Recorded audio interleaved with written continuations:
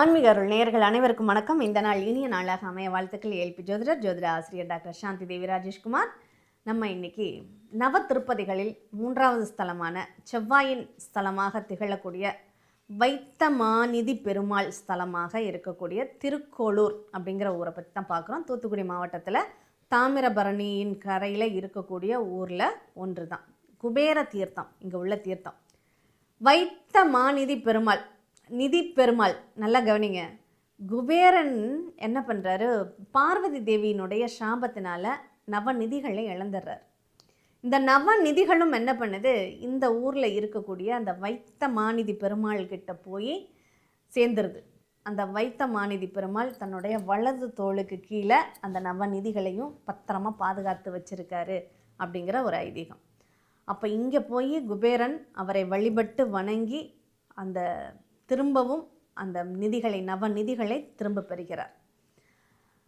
இழந்த பொருட்களை திரும்ப பெறுவதற்கும் இழந்த பணத்தை, நம்ம பொருளாதார ரீதியாக நிறைய பேருக்கு கடன் கொடுத்து ஏமாந்துட்டோம், இல்லை வாங்கின கடனை அடைக்க முடியலை. ஏன்னா இது செவ்வாய் பகவானுடைய பரிகார ஸ்தலம், கடன் நிவர்த்தி ஸ்தலம்னு கூட நம்ம எடுத்துக்கலாம். ஏன்னா பொருளாதாரம் வந்துச்சுனாவே கடனை அடைச்சிடலாம் இல்லையா. இப்போ கடன் எப்படி அடையும்?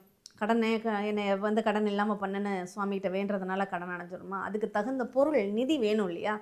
அப்படிப்பட்ட அந்த நிதியை வைத்திருக்கக்கூடிய அந்த பெருமாளாக இருக்கக்கூடிய அந்த வைத்தமாநிதி பெருமாளை வணங்கி இழந்த செல்வங்களை மீட்பதற்கான தலமாக இருக்கக்கூடிய இந்த திருக்கோளூர் அப்படிங்கிற ஊரில் இருக்கக்கூடிய அந்த பெருமாளை வணங்குவோம்.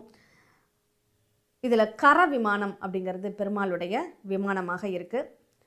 மதுரகவி ஆழ்வார் இங்கே பிறந்த இடம், மதுரகவி ஆழ்வார் பிறந்த இடமாகவும், மரக்கால தலைக்கு அடியில் வச்சிருக்க திருக்கோலத்தில் இங்கே பெருமாள் காட்சி தருவதாக சொல்கிறாங்க. பொன் மரக்கால்னா அளக்கும் படி இல்லையா, அந்த படியை நிலையில் காட்சி தர்றாங்க. பெருமாளுடைய 2 பக்கமும் ஸ்ரீதேவி பூதேவி சமேதராக காட்சி கொடுக்கக்கூடிய ஒரு அற்புதமான ஒரு ஸ்தலம், செவ்வாயின் பரிகார ஸ்தலம். இங்கே என்ன பண்ணலாம், செவ்வாய் தோஷத்தை நீக்கிறதுக்குன்னு போகலாமா? இங்கே கடன் அடைப்பதற்கு, பொருளை வேண்டுவதற்கு, எனக்கு நிறைய பொருளாதாரத்தை கொடு அப்படின்னு சொல்லி பெருமாள்கிட்ட பிரார்த்தனை வைப்பதற்காக இங்கே போயிட்டு வரலாம். மீண்டும் இனியதொரு நிகழ்வில் சந்திப்போம். நன்றி, வணக்கம்.